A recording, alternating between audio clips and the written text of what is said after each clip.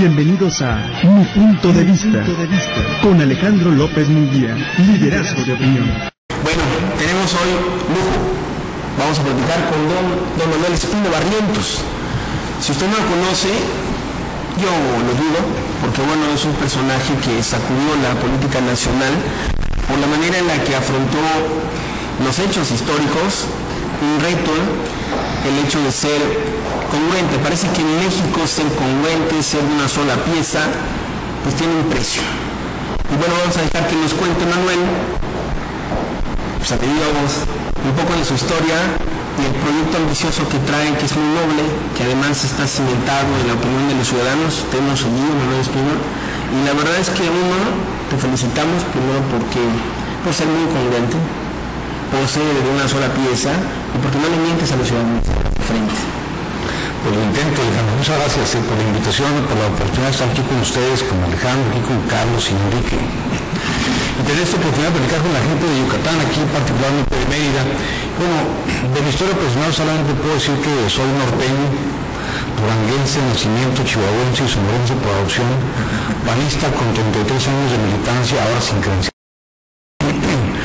Pero finalmente, es virtud o defecto, no lo sé, pero me siento muy contento de ser panista y lo seré toda la vida. Y desde hace 2 años estamos promoviendo en el país un movimiento ciudadano que se llama Volver a Empezar, que tiene redes de migrantes, de trabajadores, de líderes populares, de universitarios, de académicos, de periodistas, de personas con discapacidad. Es un movimiento totalmente de servicio a la comunidad. Multidisciplinario, plural, incluyente, no es de una visión partidista. Y ha avanzado bastante. Voy a decir que esto es como una especie del partido que dejó de ser el PAN. Y pues me duele tener que aceptar lo que está diciendo, pero la esencia del PAN, la que ya no suele verse en las siglas del PAN, las siglas ahí están, claro, son las mismas de 1939, pero su esencia, su espíritu ciudadano, de servicio, su honestidad, su transparencia, su convicción democrática, su cercanía ciudadana, esa ya no siempre está detrás de las siglas PAN. Y esa esencia de servicio, de cercanía con la comunidad, la estamos abrazando desde este momento de Volver a Empezar, que debo también decir que la mayoría de los que lo integramos somos panistas. Y hoy vine aquí a Mérida precisamente a hacer una reunión.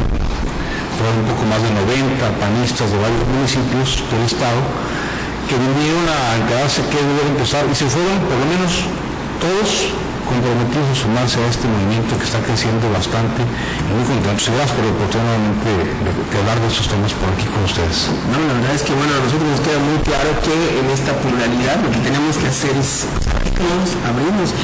Yo sí quisiera, Enrique y Carlos, bajo esta perspectiva de país que tenemos en el que se nos ha ido perdiendo un poco la esperanza, ¿qué requiere México bajo tu visión para que volvamos a encontrar esa tranquilidad? Digo, hay que reconocer que en algunos aspectos el país tiene algunos palomitas, como el hecho de 140 mil millones de dólares de reserva, lo que tiene estabilidad económica, pero en contraparte tenemos que somos 7 millones más de pobres, que la competitividad del país nos aleja del crecimiento, que la inseguridad es gravísima y que la desigualdad y la falta de oportunidades, precisamente la falta de empleo, de oportunidades, como que el cambio, híjole, como que fracasó. Pues mira, yo creo que hemos fracasado todos, no solamente el cambio, y no dedicárselo a un partido político. Es responsabilidad de todos. Yo creo que una de las cosas que tenemos que cambiar es nuestra mentalidad. Basta de mexicanos que le exijamos soluciones al gobierno, basta de eso. Invitamos a los indignados que se han puesto de moda por su forma de protestar. No protestan exigiendo que se cambien las cosas, protestan proponiendo cosas nuevas, proponiendo cosas diferentes. No solamente se plantan en la plaza para estar horas sin hacer nada. Ahí mismo debaten, dialogan, generan propuestas. Entonces es una mentalidad más proactiva en México. Yo creo que es fundamental ahorita dignificar la política. Yo me refiero a la política de los partidos. sino la política entendida como participación de todos. Es importante ciudadanizar al Estado, que el Estado trabaje más con una orientación en beneficio de la sociedad que con una orientación en beneficio de grupos políticos. Hay que despartidizar las instituciones. Si logramos eso, lograremos muchas cosas más en materia de empleo, seguridad, salud, educación, etc. Pero hoy por hoy uno de los temas urgentes a resolver, y no puede ser de cualquier manera resuelto el problema, es el de la inseguridad. Ahorita comentaban ustedes, Carlos Chacón hacía algún comentario en relación pues a lo que ha sucedido en esta semana, también lo comentaba Enrique, a propósito del asesinato del alcalde de La Piedad. Pero hay que recordar al auditorio que ya van casi 30 alcaldes ejecutados en estos 4 años, que ya se han ejecutado candidatos a alcaldes, candidatos a diputados locales, candidatos a diputados federales. Han sido asesinados también, además de alcaldes, diputados en funciones, diputados locales y federales, un candidato a gobernador. Fue ese que secuestraba a un ex candidato presidencial como Diego Fernández de Valdes. ¿Qué señal manda esto? Que estamos en la antesala de la narcopolítica. O sea, los narcotraficantes ya no solamente se conforman con cooptar voluntarios políticos, sino ahora quieren promover a sus propios personajes para que sean parte de la clase política. Ahorita se comentaba esta tragedia de la semana, que fue precisamente el Día de Muertos. El Día de Muertos es en México una tradición muy bonita, de fiesta, de recordar a nuestros muertos. Aquí les cantamos, les bailamos, talarios hasta con los muertos en México. Pero ya no solamente se habla de los muertos, creo que ya pasamos al sexenio de los muertos. Este ha sido el sexenio de los muertos y esto es una tragedia nacional. Creo que es importante que el gobierno rectifique su estrategia fallida en materia de combate al crimen organizado. Yo no le escatimo el reconocimiento a Felipe Calderón de su valor, de su determinación de combatir al crimen organizado, pero no quiero solamente un presidente valiente, quiero un presidente eficaz, que le dé resultados a los mexicanos en materia de seguridad. Entonces, ¿qué es lo que hay que hacer? Muchas cosas, pero yo lo sintetizaría en lo que acabo de decir. Dignificar la política, ciudadanizar el Estado, despartidizar las instituciones. Y a partir de ahí generar cambios efectivos. O hablabas de la estabilidad macroeconómica, y qué bueno que tengamos reservas, pero qué malo que tengamos tantos pobres. Al piso de la macroeconomía hay que hacerle agujeros para que algo le caiga a los que menos tienen. Carlos. Bien, antes que nada, pues qué bueno que estoy sentado frente a ti, Manuel, porque hace seis años estuve del lado contrario a ti y tenía ganas de conocerte personalmente. De verdad, yo soy Andrés Manuel. Oye, nadie somos perfectos, ¿no? No, pero bueno, antes que nada, y quiero decirte algo que antes que nada quería conocerte personalmente, porque eres todo un personaje en la política, de verdad. Y no me gusta descalificar a las personas, me gusta conocerlas y te veo bien intencionado. Soy de las personas que soy capaz de reconocer el tono de las personas cuando se están expresando y cuando se expresan correctamente, cuando digo correctamente, no en su estructura, sino emocionalmente. Entonces tú correspondes a ese tipo de gente. Gracias. Y verdaderamente si la intención que el grupo que estás manejando es en este sentido, yo creo que México necesita eso precisamente, no necesita políticos para obtener recursos para propio que puedan vivir 5 generaciones, ¿no? Necesitamos gente que esté interesada en el país, sobre todo porque cuando el vecino nos alcance, como en 1980 con Charlton Heston, no sé si se acuerdan de esa película, se convertían en galleta, se convertía en galleta las personas. Pues entonces con 50,000 muertos ya podemos convertir galletas y creo que nadie tendría problema de hambre, pero no de eso se trata. El país merece muchas cosas, porque todos nos merecemos. Nos ha costado 200 años de lucha y parece como si no hubiera nunca nada de esto. Son muchos años, y mira, ahorita que dices de los años que ha costado, a mí me preocupa haber escuchado al presidente Calderón hace muchos meses decir que es tan necesario combatir al crimen organizado que habrá que invertir el dinero que sea necesario, habrá que mantener la lucha el tiempo que sea necesario y habrá que invertir vidas en tanto cuanto sean necesarias. Y yo creo que no. O sea, sí hay que combatir a los criminales, hay que buscar formas eficaces, pero sí importa el tiempo que nos lleve, sí importa cuánto dinero se invierta y sí importa cuántas vidas cobre esta guerra, porque el dinero que está invirtiendo en armas para policías, que el mismo presidente dice que no son efectivos ni confiables, a lo mejor invirtamos en salud, en educación, en generación de empleo, en un modelo de combate al crimen organizado con un enfoque social. La propuesta nuestra es cambiar la estructura de soporte de la estrategia que es militar, armada, policíaca, una estructura eminentemente social. Pero bueno, parece ser que no hay oídos presidenciales para estas propuestas. Voy a un corte y seguimos platicando. Interesantes puntos con Manuel Espino y su proyecto Volver a Empezar. Regreso. Quédate. Estoy de vuelta. Oiga, de verdad que es un placer platicar con Manuel Espino Barrientos, que además es todo un personaje. Bueno, pero estaba cerrando una... ¿Quieres concluirla? Y no, simplemente decir que sí, es la prioridad hoy por hoy para el país, para poder devolverlo a la ruta de crecimiento económico, de desarrollo humano, de generación de empleo, es resolver el problema de la inseguridad, de la violencia, pero no es con la estrategia frontal que está utilizando ahora. A las Fuerzas Armadas hay que dejarlas como un recurso complementario para elementos específicos bajo circunstancias muy especiales. La estrategia tiene que estar más soportada en inteligencia, en la prevención, en anticiparse a acontecimientos del crimen organizado con la voz de inteligencia, pero al mismo tiempo estar inhibiendo la actividad criminal que crece en México con una estrategia también, como lo dije, fundamentalmente social. Y ahí lo dejo. Perfecto. Tenemos un comentario de Carlos Arabia, el exregidor, que dice: recuerda el Espino que hace años le entregué en sus manos un sobre donde le detallaba lo que estaban haciendo los patricistas y todos sus excesos, los puse en sus manos. Era presidente nacional. Dice: prometió revisar mi denuncia, pero jamás hizo nada. Hoy él y yo estamos fuera del PAN. Qué paradójico, ¿verdad? Y díganle que no es rencor, que yo apoyo su lucha. Gracias. ¿Cómo se llama este amigo? Carlos Arabia. Carlos Arabia, pues te pido disculpa, no me acuerdo de eso, yo estaba muy chiquillo.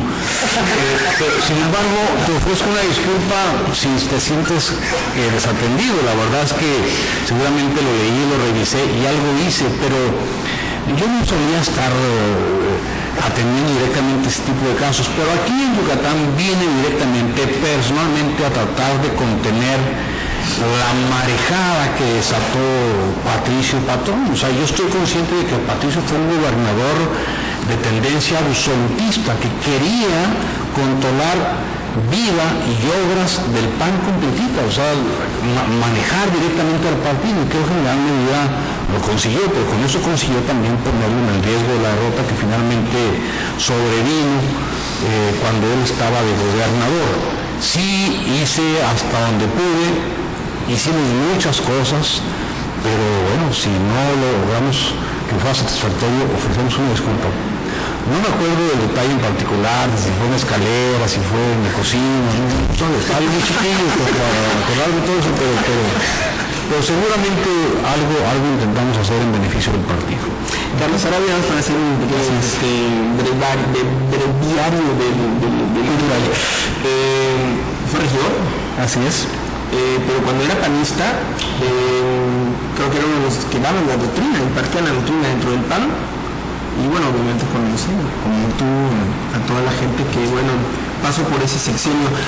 Fíjate que acabas de comentar algo que todavía sigue vigente, porque aquí hemos tenido a panistas. El último que tuvimos aquí fue a Miguel Pérez Machado, hemos tenido a Luis Correa Mena, en donde han hablado precisamente y señalado a Patricio Patrón Navidad como el principal responsable de la debacle del PAN en Yucatán. Ya no digamos que se pierde una elección, porque cualquiera puede perder una elección, claro, pero desbaratar a tu partido, quebrarlo, dividirlo, eso ya es más grave. Uy, terrible. Ahora, yo hay una precisión al comentario que hace aquí nuestro amigo. Él dice que ya no estamos en el PAN. No, yo estoy en el PAN, yo sigo en el PAN, ya no tengo credencial del partido, es diferente, pero trabajando por el PAN sigo. Aquí me tienen otro de Twitter, Misionero 22 me dice: pregúntale, se llama Manuel Espino, ¿qué se siente ser el lutero del PAN al igual que Ana Rosa? ¿El lutero del PAN igual que Ana Rosa? ¿Ana Rosa? A ver. Entonces, se hace una pregunta con afirmación dolosa. ¿Lutero de qué? Estamos defendiendo al auténtico PAN. creo que son, podríamos decirlo así, renegaron del pensamiento del PAN, aquellos que teniendo credencial del PAN, que representando las siglas del PAN se comportan al más viejo estilo del PRI, que tanto le reclamó cosas al partido. O sea, ser panista no es tener credencial y aparecer en el padrón de militantes, es tener un comportamiento congruente con una filosofía, con un pensamiento, con una práctica política que hemos predicado toda la vida. Entonces, ¿quiénes son los luteros? Los calderonistas que han asemejado al PAN, al viejo PRI, o los panistas que estamos defendiendo las viejas tesis del PAN. ¿Dónde están los luteros? Fíjate que a mí me queda muy claro que Manuel Espino es una víctima. Así es. Para mí es una víctima, porque al final de cuentas, la democracia significa hacerle frente a todos los retos. Uno de ellos es el no pensar igual, pero la tolerancia es fundamental. Fundamental. ¿No? Eso es básico. Y yo, bueno, ya, dígame. No, es que me gustó lo que me dijiste, porque eso es lo que estamos proponiendo nosotros en el momento de empezar. O sea, no podemos seguir con prácticas demagógicas y maniqueas de que los buenos estamos en el PAN y los malos en la casa de enfrente. Tan buenos y malos hay en un lugar como en otro. Lo importante es que aprendamos a reconocer que vivimos una sociedad plural y que tanto derecho tiene de pensar como piensa el que se dice de derecha, como el que se dice de izquierda, como el liberal, como el que se dice ateo, como el que se dice creyente. Y tenemos que aprender a respetar al que piensa diferente a mí. Y por encima de diversidad ideológica y partidista, por encima de diferencias de pensamiento, tenemos que buscar las coincidencias en lo social, la educación, la solución al hambre, la generación de empleo, la salud. No necesitan pretextos ideológicos, necesitan voluntad social. Y esas coincidencias hay que buscarlas. Es verdad. Y básicamente a mí lo que me queda muy claro es que de repente tenemos un presidente que está más pensando por lo que pudo ver en las contiendas electorales más que en la producción del país. O sea, ¿sabes por qué lo comento? Porque tú lo ves, por ejemplo, en el seno del Congreso de la Unión, que no se ponen de acuerdo, pero porque todas las fracciones tienen un alto grado de responsabilidad. Obviamente el PRI no va a dejar pasar la reforma. Viene el presidente y el presidente empuja fuerte y ahí se arma, y luego el PRD dice no, pues a mí no me gusta. Yo creo que el presidente se divierte y es un jugando a los volados con la vida y a veces con la muerte de la poesía. Lo has dicho. Mira, estoy de acuerdo contigo. Yo creo que el presidente Calderón extraña su responsabilidad de jefe de partido. Tanto así que no ha podido ser un jefe de Estado, porque se ha conformado con ser dirigente del partido. La vieja y frase de que los estadistas ven la siguiente generación, los políticos ven la siguiente elección. Y el presidente Calderón se mete a los procesos electorales, juega en los procesos electorales. Recordemos Michoacán cuando manda a encarcelar a 28 alcaldes en campaña, para ver si ganaba su partido, el mismo PAN, y finalmente pasan las elecciones y liberan a los 28 alcaldes porque no había delito de qué culparlos. Vienen las elecciones de gobernador de Quintana Roo y manda a meter a la cárcel a un candidato a gobernador del PRD, que ahorita ya está libre, pero después de las elecciones tampoco tenía cargos en su contra. Entonces, me parece que el presidente ahí se ha equivocado. Ha puesto más énfasis en la tarea partidista que en la tarea de estadista. Y también estamos en México a un presidente estadista, ya no más presidentes de la República comprometidos con un proyecto partidista. Y aquí debo decirle al amigo que sugirió que podamos estar haciéndole al Lutero, a Ana Rosa Payán y un servidor, que finalmente los ortodoxos panistas defendemos la autonomía del partido respecto del poder, que los partidos deben ser instrumentos al servicio de la sociedad y no al servicio del gobierno, que los partidos deben de representar los intereses de los ciudadanos antes que los intereses de un partido.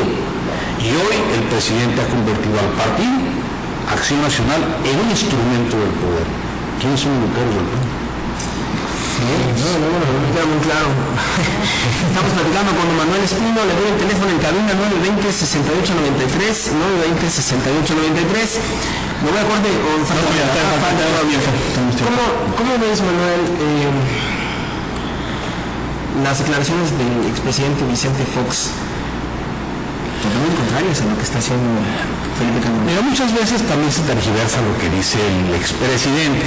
De por sí no es muy claro, nunca lo fue. Ya no está el que interpretaba lo que quería interpretar. Pero creo que se comete un abuso porque se afirman cosas que él no dijo. Y luego él no es bueno para explicar lo que quiso decir. Pero bueno, independientemente de eso, a mí me preocupa más las expresiones del presidente que las del expresidente, porque el expresidente podemos pensar lo que queramos, pero ya no decide, ya no influye en la toma de decisiones del país, y el presidente actual sí. Me preocupa que se vaya al extranjero a pegarle a los adversarios políticos. Déjenos eso a nosotros, yo con gusto le pego al PRI cuando se lo merezca, o que se lo pida al presidente del partido. Pero Felipe Calderón, desde el primer día de su gestión, dijo que todos los días iba a llamar a la unidad nacional, a los adversarios, para espartizar la política, pero no ha podido. Llama a la unidad y al día siguiente le pega al PRI, le pega al perdedor que se le ponga enfrente. Y me parece que eso es peor. Entonces me preocupan más las expresiones del presidente que las del expresidente. Fíjense, voy a decir algo rápidamente. Yo creo que al PAN se le debe escribir una historia antes de Manuel Espino y después de Manuel Espino. Ni Germán Martínez, ni César Nava, ni Gustavo Madero han sabido conducir al partido, ni ser la voz de ese segmento de población tan importante que cree o creía en un PAN con principios, con doctrina.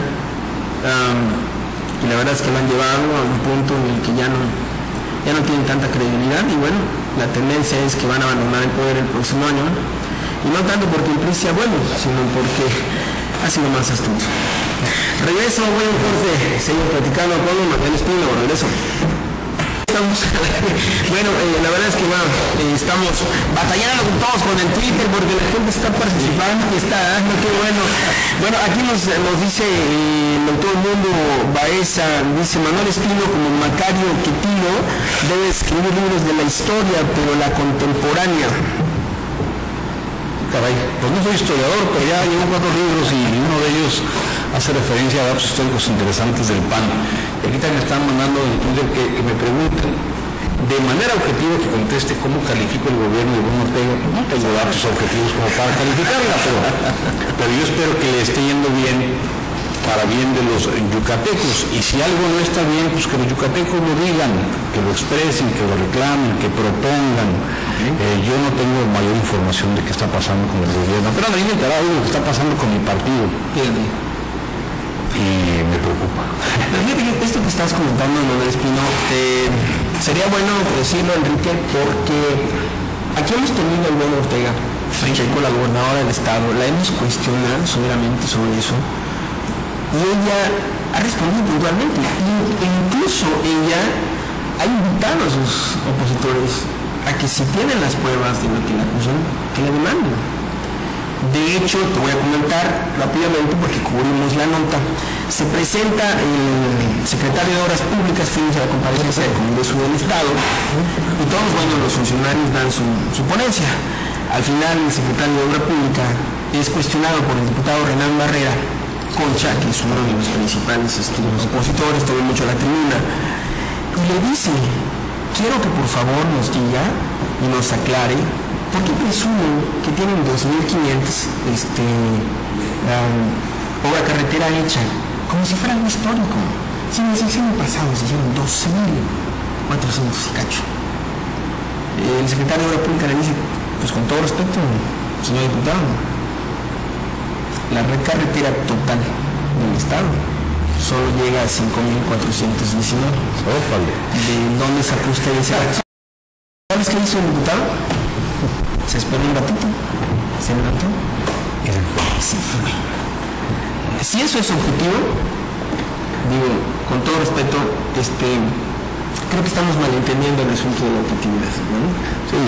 Pero bueno, pues con más razón. Bueno, pero vamos a hablar de ti.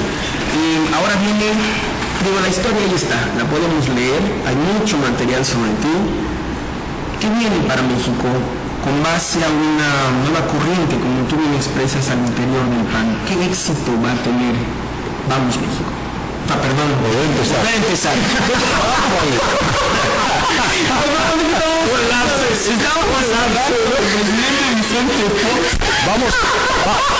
Vamos a volver a empezar, Alejandro. Pues yo no sé qué le depare el destino a nuestro país, pero en volver a empezar estamos comprometidos con los propósitos que dijimos y queremos contribuir a cambiar la dinámica política nacional. Queremos que sean los ciudadanos los que estén en la estructura jerárquica del Estado mexicano por encima de los partidos, de la clase política, de los grupos, de los medios de comunicación, para que sean lo más importante y lo más relevante y que haya una verdadera participación ciudadana y no decidan unilateralmente solamente quienes están en la clase. Necesitamos cambiar el sistema político mexicano. ¿Cuál es el problema de la alternancia? Nosotros desde el PAN, desde la oposición, generamos una gran expectativa. Hablamos de cambio, promovimos un cambio y finalmente el cambio que proponíamos se sintetizaba en modificar al viejo sistema político mexicano, que ya no funcionara con reglas no escritas, sino con reglas muy claras. Y cuando llegamos al poder, en esa alternancia, nos quedamos ahí, en la alternancia, y no logramos transformar el sistema político. Nos hemos montado en el mismo viejo andamiaje, lo hemos aceitado, lo hemos afinado, lo hemos perfeccionado mucho. Entonces seguimos teniendo el viejo sistema político mexicano, pero ahora con el sello también del PAN. Y lo que México necesita es un cambio de sistema político. Entonces, ¿qué va a pasar en el futuro próximo, en las elecciones del 2012? ¿Quién va a ganar? ¿El PRI, el PAN, el PRD? No sé. Lo que sí quiero es que independientemente de quién gane, partidistamente hablando, como comunidad nacional, nos atrevamos ya ahora sí a dar el salto cualitativo que no supimos dar ni en el 2000 ni en el 2006. Bueno, pues ahí está. Voy a hacer un break nada más para saludar a Carlos Moreno, el expresidente de la asociación Ayudar con Voluntad allá en Canacín. ¿Cómo te está yendo, Carlos? Bien, bueno, ¿qué tal? Buenas tardes, a Manuel. Cuéntanos, hiciste una vaquería, viste, entraron como 3,000 personas. Bueno, todo padre, todo excelente el trabajo de parte de todo el grupo, que se propusieron hacer una vaquería así para no perder esa tradición en el municipio, y la verdad fuimos correspondidos por parte de todos los grupos jaraneros, que la verdad fue algo que rompió. Estás dinamizando, estás incluyendo a los jóvenes, a las personas de la tercera edad, a los grupos vulnerables en una dinámica. Esto te va a llevar a algo importante. Estamos buscando que realmente se tomen en cuenta todas esas partes que a veces no le dan importancia, ¿no? Pero merece el gobierno, ¿no? Sí, principalmente para poder avanzar. Y yo te puedo decir que hoy estamos trabajando por algunas ferias para integrar a la familia al pro de nuestro municipio, que se den cuenta que el municipio no todo es malo, no hay algo bueno, y sí estamos trabajando en esa parte. Porque cada vez que se habla de Canacín se piensa en los tumbaderos, en los la lucecita. No, pero sí hay algo. Incluso allá vamos a trabajar hoy, vamos a estar en la colonia de San Antonio Cagua, llevando toda esa parte para los niños, para las familias, para poder darles una parte de alegría en todo ese tema, ¿no? Que es la asociación. Me da mucho gusto sobre todo saber que un joven como tú, ¿cuántos años tienes? 31 años. Que además estás en la edad del dinamismo, que además estás bien centrado, un buen proyecto para Canacín que nazca desde la ciudadanía. Y es que es importante involucrar a todos esos grupos, ¿no? Nos seguimos invitando, porque estamos en una parte donde trabajamos con ellos, estamos saliendo a visitarlos de casa en casa para que conozcan nuestra asociación, sepan de Carlos Moreno lo que estamos trabajando para poder involucrar a diferentes grupos jóvenes y lo más importante que es que nos voy por ahorita trabajando con la tercera edad. Algo rápido, una opinión sobre Manuel Espino. Muy buen trabajo. Escucharlos realmente es algo que la política sí tiene esperanza en algo. Ya hay algo bueno. ¿Cuánto tiempo tengo? Entonces podemos seguir platicando un poquito con Manuel Espino sobre tu partido, porque me queda muy claro que tú no te has salido del partido, tú sigues queriendo tu partido. Vamos, al final de cuentas da gusto hablar, por ejemplo, con gente como tú, como Luis Correa, como la misma Ana Rosa, que te hablan de un pan vivo, un pan con esperanza. Pero les recetan a ustedes el asunto de las designaciones, no es otra cosa más que nedazos. ¿Por qué? ¿Por qué hacer eso? Pues yo creo que es un pretexto para seguir controlando el partido. Lamentablemente se estrenó esta dinámica en el 2009, en tiempos de Germán Martínez como presidente del partido, y se llevaron a la Cámara de Diputados personas que son amigos, compadres, incondicionales de quienes están en el poder. Y temo que vuelva a repetirse la misma historia, con el afán de una mal entendida lealtad de los diputados al presidente de México. La lealtad consiste en coincidir en convicciones y defenderlas juntos, no en someter voluntades de unas personas a otras. Y hoy se están sometiendo voluntades. Vamos a ver qué termina esto de las designaciones, pero más del 90% de candidatos a diputados federales y senadores van a ser designados. Y muchos hoy se quejan en cortito, con la esperanza de que les toque una designación, pero se quejan. Sí. Y el reclamo debe ser abierto, porque el partido no es propiedad de los panistas, como el PRI de los priistas. Los partidos son propiedad de los mexicanos, y los mexicanos tienen derecho a exigir que los partidos hagan las cosas bien. Y a eso le estamos apuntando en este movimiento de poder empezar a convencer a los partidos de que hagan las cosas bien, porque en México estamos muy desprestigiados, los políticos y los partidos políticos, y hemos hecho con ello de la política un concepto peyorativo. Las evaluaciones que se hacen frecuentemente, sobre todo ya rumbo a 2012, reflejan que las instituciones peor calificadas por los ciudadanos son los partidos políticos. Entonces tenemos que recalificar. El tiempo nos está comiendo. Bien. Sí, ¿te gustaría ser presidente de México? Sí, me gustaría ser presidente de México, claro, pero también tengo los pies sobre la tierra. Yo decidí no buscar la candidatura presidencial bajo este mecanismo mañoso, antidemocrático, porque quiero tener la voz entera para exigir que las cosas se hagan bien. No me voy a prestar a un proceso de simulación. ¿A quién ves tú como candidato presidencial? Ninguno todavía. ¿Alguno que digas con este? Sé que detrás de la barba hay varios que están brincando, pero claro, se les alcanza a ver ni siquiera la cabeza cuando brincan. O sea, yo creo que todavía les falta crecer. Dime la verdad, ¿crees que el PAN pueda retener la presidencia de la República bajo estas condiciones?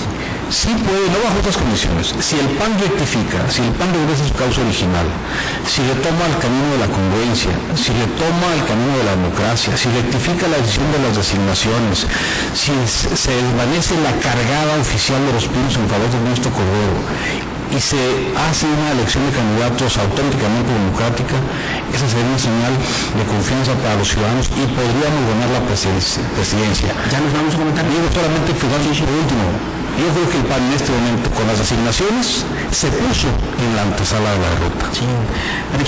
Hermanos, mi punto de vista a veces se abre todas las voces. Yo creo que esta voz es una voz más que autorizada. Sí, no viene el debate. Pues gracias por invitarme a este ejercicio tan interesante. Don Manuel, me da gusto conocerte personalmente. Gracias. Un saludo a toda mi gente de Radio Canacín y mis colaboradores que están pendientes chamando de. Muchas gracias. No, gracias. Un abrazo a los yucatecos y mi respeto para todos ellos y ojalá y se animen a volver a empezar. Pues ahí está, nosotros estamos aquí en mi punto de vista. Como dije, el espacio es abierto para todos. El que quiere, viene. El que no, pues imagina solo. Nos escuchamos la próxima semana. Gracias.